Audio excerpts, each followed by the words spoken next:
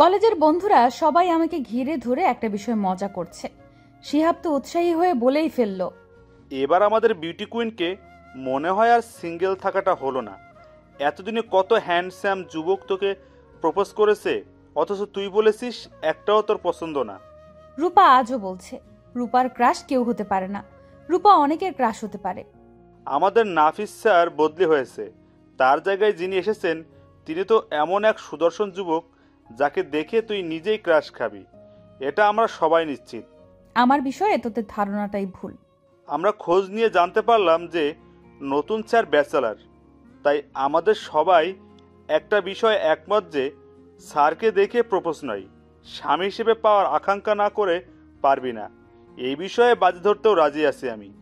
শিহাবের কথায় 7-8 জনের সবাই সমর্থন জানিয়ে আমাকে তাতিয়ে দিলে মনে মনে বলতে থাকি, তোরা তো আমার বিষয়ে কিছু জানিস না, তাই এমনটা বলছিস। আর আমি চুপ আছি দেখে শিহাব আবারও বলে, তুই যদি স্যারকে পছন্দ না করিস তবে আমি সবাইকে বিরিয়ানি খাওয়াবো, তবে যদি পছন্দ হয়ে যায় তাহলে কিন্তু তুই আমাদের বিরিয়ানি খাওয়াবি, আর মিথ্যে কিছু বলা যাবে না। আমরা জানি তুই মিথ্যা বলিস না। তোরা যখন এত করেই বলছিস তবে চ্যালেঞ্জটা আমি গ্রহণ করলাম। এখন বল কি করতে হবে আমাকে। একটু পরেই তো নাফিস স্যারের ক্লাস, যদিও স্যার চলে গেছেন তবুও ক্লাস আগের রুটিন অনুযায়ী হবে। নতুন স্যারকে সময় মতো প্রিন্সিপাল স্যার আমাদের ক্লাসে নিয়ে হয়তো পরিচয় করিয়ে দিয়ে যাবে।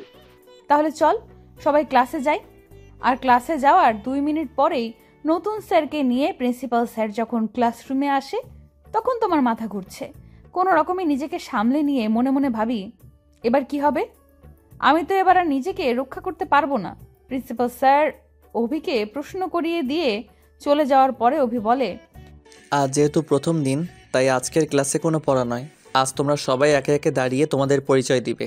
হ্যাঁ, তোমরা তোমাদের নাম ও নামের অর্থটাও বলবে। তবে তোমাদের বান্ধবী রূপাকে কিছুই বলতে হবে না। রূপার বিষয়ে আমি সব কিছুই খুব ভালো করেই জানি। অভির কথা শুনে সবাই আমার দিকে এমনভাবে তাকালো যেন আমি কত বড় এক অপরাধী।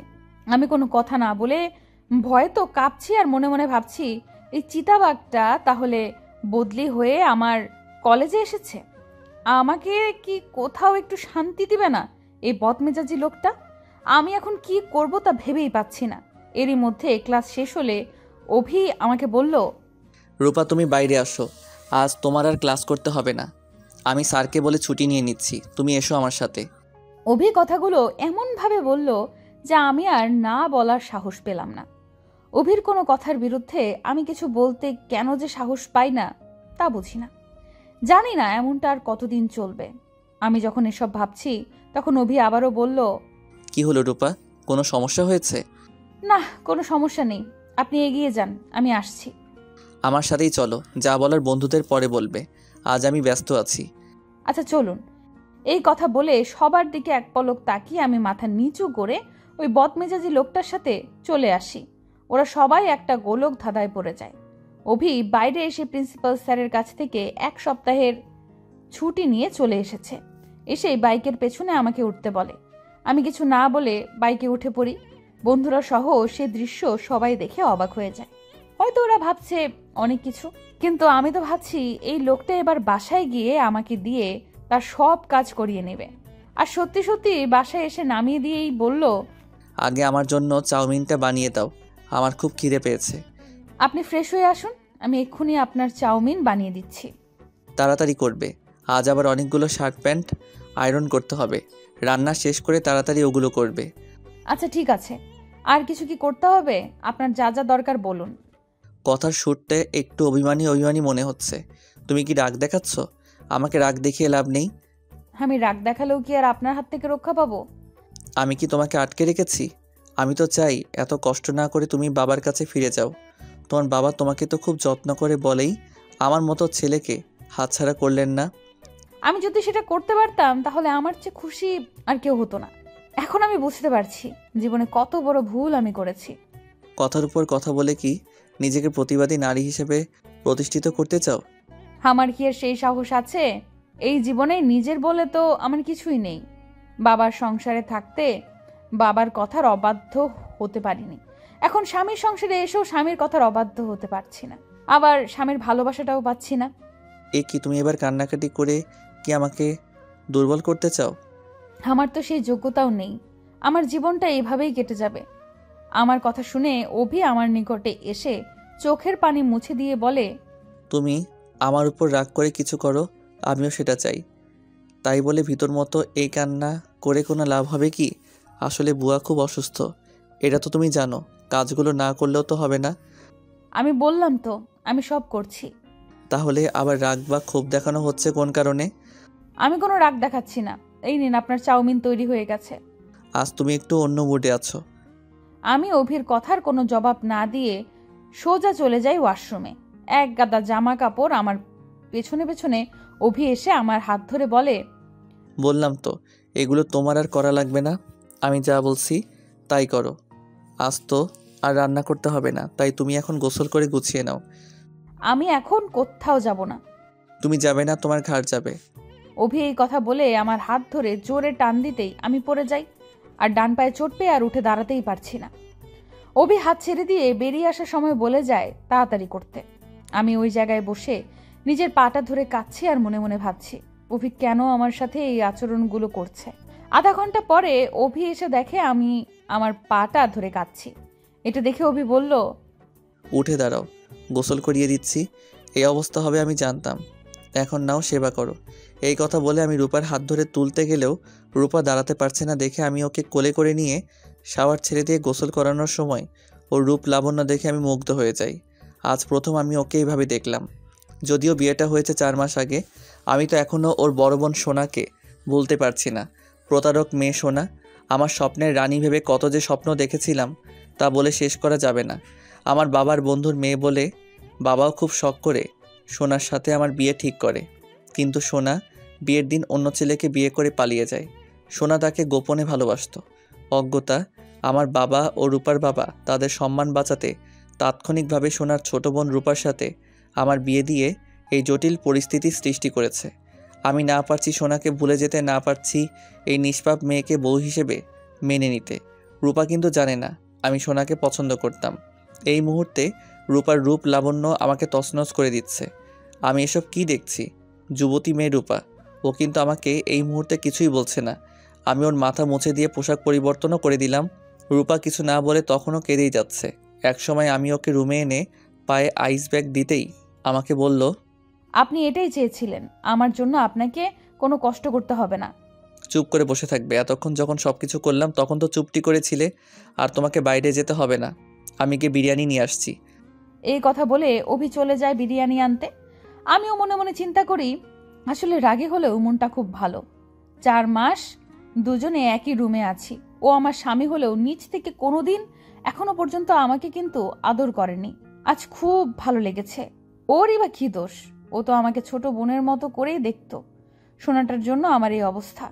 ও কেন যে এমন একটা মানুষকে ছেড়ে ক্যাবলাকান্তকে বিয়ে করলো কে জানে। বসে বসে কি চিন্তা করছো তুমি? ভাবছো আমি তোমাকে ওভাবে দেখেই তোমার প্রতি দুর্বল হয়ে যাব? আমার কাছে কিন্তু তোমার জন্য কোনো প্রেম ভালোবাসা নেই। আমি কি বলেছি আমি আপনার কাছে ভালোবাসা পাওয়ার জন্য অপেক্ষা করছি? এটা ভাবলে আপনি ভুল করবেন। অনেক কথা হয়েছে দেখছি, এবার উঠে খেতে আসো। আমার কিন্তু খুব খিদে পেয়েছে। আমি কি করে যাব? পায়ে তো ভরই দিতে পারছি না। উফ, কি যে ব্যথা করছে। আমাকে ধরো, আর ডাক্তারের কাছে যেতে হবে। এভাবে ব্যথা নিয়ে পড়ে থাকলে হবে না, পরে সমস্যা হতে পারে। হলে হবে, তাতে আপনার কি? আমার তো আর বেঁচে থাকতে ইচ্ছে করছে না। এসব ডায়লগ দিবে না। এসব সিনেমা নাটকের ডায়লগ দিয়ে নিজেকে হিরোইন না ভেবে বাস্তবে আমাকে বন্ধন মুক্ত করলে খুব খুশি হতাম। আমি আমার আব্বুকে খুব ভালোবাসি। তা না হলে কবে চলে যেতাম বুঝতেও দিতাম না। আপনিও নিজেকে হিরো ভাববেন না। এই বিরিয়ানি, এই সেবা দিয়ে নিজেকে কেন হিরো বানানোর নাটক করছেন? আচ্ছা তাহলে যা খুশি তাই করো, আমি একা একাই খেতে বসলাম। এই বলে আমি একা একাই খেয়ে রুমে গিয়ে ঘুমিয়ে পড়ি। 2 ঘন্টা পরে জেগে দেখি রূপা সেখানেই বসে কাঁদছে। এবার আর নিজেকে নিয়ন্ত্রণ করতে পারলাম না। ওকে কোলে করে তুলতেই আমি অনুভব করলাম যে ওর প্রচণ্ড জ্বর। সঙ্গে সঙ্গে আমি ওকে গালে তুলে বিরিয়ানি খাইয়ে দিতে দিতে বেশ কিছু কথা বললাম। রূপা আমার দিকে মায়াবী দৃষ্টিতে তাকিয়ে আছে। ওর খাওয়া শেষ হলে ওকে নিয়ে ডাক্তারের কাছে যাই। আমাকে নিয়ে ফিরে আসার সময় অভি রাতের খাবারও সাথে করে নিয়ে আসে। অভি আজ অন্যরকম দৃষ্টি নিয়ে আমার দিকে চেয়ে আছে। আকাশে আজ প্রচণ্ড মেঘ, ঝড় উঠতে পারে যে কোনো মুহূর্তে। আমি আজ আশা করছি অভির হৃদয়েও যেন আজকের প্রেমের ঝড় উঠে। আমি যখন এমনটা ভাবছি তখন অভি এসে আমাকে বলছে, এখন কেমন মনে হচ্ছে? মনে হচ্ছে জ্বর একটু কমেছে? এখন আসো, খেতে হবে। বিদ্যুৎ অফ হয়ে গেলে আবার সমস্যা হয়ে যাবে। আমার কিছু খেতে ভালো লাগছে না, আপনি খেয়ে নিন। আমি কথাটা ইচ্ছে করেই বলেছি, যাতে করে দুপুরের মতো করে অভি আমাকে গালে তুলে খাইয়ে দেয়। আর আমার কল্পনায় কাজও হয়েছে, অভি আমাকে ঠিকই গালে তুলে খাইয়ে দিচ্ছে। আমিও কিন্তু সুযোগ বুঝে নিচের ওড়নাটা ফেলে দিলাম আর নিজেকে এমনভাবে প্রকাশ করলাম যা দেখে মুগ্ধ অভি। আমার বুক থেকে বেচারা অভি দৃষ্টি ফেরাতেই পারছে না। কিছু একটা বলবে বলবে করেও ভুলতে পারলো না। একটু পরে খাওয়া শেষ হয়ে গেলে অভি আমার মুখ ঠোঁট দুটো পরিষ্কার করে দিল। ইস, কি যে ভালো লাগছে আমার। এত তাড়াতাড়ি যে কেন খাওয়া শেষ হলো কে জানে। আমার দিকে তাকিয়ে অভি বলল, এবার ওষুধগুলো খেয়ে তোমার রুমে গিয়ে শুয়ে পড়ো। আমি আমার রুমে গেলাম। আর রাতে যদি সমস্যা হয় তাহলে আমাকে ডাকবে। রুমে কি যেতে পারবে? অভি আর কিছু না বলে আমাকে পাজা কোলা করে নিয়ে আমার রুমে শুইয়ে দিয়ে গেছে। ভেবেছিলাম ও আজ আমার রুমেই থাকবে, কিন্তু না, আমার ভাবনাটা ভাবনাই রয়ে গেছে। তবে ওর স্পর্শ আজ আমাকে যে পাগল করে দিয়েছে। আজ যা হয় হবে। আমি না হয় ওর রুমে গিয়ে ওকে জড়িয়ে ধরে কিস করব, তারপর যা হবার তাই হবে। পাপ তো আর করছি না আমার বিয়ে করা স্বামী যখন, তখন কিসের পাপ? বরং এভাবে রাতের পর রাত আলাদা রুমে থাকাটাই একটা পাপ। হঠাৎ প্রচন্ড ঝড় উঠেছে, বিদ্যুৎ অফ হয়ে গেছে, যদিও সোলারের লাইট আছে। এ কি, অভি আমার রুমে চলে এসেছে? আমাকে সে আস্তে করে ডেকে বলল, কিছু মনে করো না, আমি একা একা ভয় পাচ্ছি। ছোটবেলা থেকে বিদ্যুৎ চমকানোর শব্দে আমি ভয় পাই। আমি কি তোমার বেডে ঘুমাতে পারি? আপনার যদি সমস্যা না হয় তাহলে তো আর সমস্যা নেই, আপনি শুয়ে পড়ুন। সোলারের লাইটটা কি জ্বালিয়ে দিব? লাইটটা জ্বললে ভালো হবে। আমার কোনো সমস্যা নেই, আপনি যা ভালো মনে করেন তাই করুন। এই কথা শুনে অভি লাইট অন করতে গেলে আমি আমার ড্রেস খুলে শুধু নাইটি পরেই শুয়ে আছি। বিদ্যুৎ চমকাতে অভি আমাকে জড়িয়ে ধরে, আমি অভিকে জড়িয়ে ধরে শুয়ে আছি। ও আমার বুকের দিকে চেয়ে আছে। হঠাৎ ওর দুই ঠোঁট আমার ঠোঁটে রেখে বলে, তুমি এত সুন্দর, আমি তো বুঝতেই পারিনি। এতদিন রানী গোলাপটাকে ঘাস ফুল মনে করে কত না কষ্ট দিয়েছি, নিজেও কত না কষ্ট পেয়েছি। আমি কি স্বপ্ন দেখছি নাকি বাস্তব? বড় বড় নিঃশ্বাস ফেলছি দেখে অভি আবারও বলল, তুমি কি এখনো আমাকে ভয় পাচ্ছ? আপনি আমার স্বামী, আর স্ত্রী হয়ে যদি স্বামীকে ভয় না পাই তাহলে তো আসল সুখটা আর থাকবে না। তুমি কি এখনো আমাকে আপনি করে বলেই যাবে? আমাকে কি তুমি বলা যাবে না? আমি তো চাই তুমি করেই বলতে, কিন্তু এতদিন অপেক্ষা করতে হবে এটা বুঝতে পারিনি। আজ যখন বলছো তখন কি আর করার বলো। তুমি আমাকে আজ এইভাবেই যে বুকে টেনে নিবে তা বুঝতে পারিনি। আমি তো গত 4টি মাস রাত হলেই শুধু চোখের পানি ফেলে বালিশ ভিজিয়েছি। আমিও কিন্তু যন্ত্রণায় ছটফট করেছি। এ অধম তোমাকে চিনতে ভুল করেছে ঠিকই, কিন্তু তাই বলে অযোগ্য মনে করিনি। আমার আর তোমার মাঝে বয়সের পার্থক্যটা একটু বেশি বলেই ভাবতাম, যদি তুমি আমাকে মেনে না নাও। আসলে বিয়ে করতে গিয়েছিলাম তোমার বড় বোন সোনাকে, কিন্তু ভাগ্যের কি খেলা, বিয়ে হলো তোমার সাথে। তোমাকে আমি সেই জন্মদিনের পোশাক অবস্থায়ও কিন্তু দেখেছি। কখনো তোমার প্রতি আমার ফিলিংস আসেনি, কিন্তু আজ তোমার গোসল করানোর সময় মনের মধ্যে তুফান বইতে থাকে। তাই তো অপেক্ষায় ছিলাম। বুঝতে পারছি, তোমার মনের তুফান আর বাইরের প্রকৃতির তুফান আজ আমাদের এক করে দিয়েছে। আল্লাহর কাছে শুকরিয়া। চলো দুইজন অজু করে 2 রাকাত শুকরিয়া নামাজ আদায় করে তারপর না হয় বাসরটা শুরু করি। আল্লাহর সন্তুষ্টি অর্জনের মাধ্যমেই আমরা আমাদের নতুন জীবন শুরু করতে চাই। আল্লাহ যেন আজকের দিনেই তোমার গর্ভে আমার সন্তানের জন্য নির্ধারণ করে দিয়ে থাকে, আমাদের ভালোবাসাটাকে আরও মজবুত করে দেয়। তুমি একদম সঠিক কথা বলেছ। শুধু আজকে নয়, আমরা প্রতিদিন একত্রিত হওয়ার আগে অবশ্যই 2 রাকাত নফল নামাজ পড়ে শুকরিয়া আদায় করব, এমন নিয়ত করে ফেলি।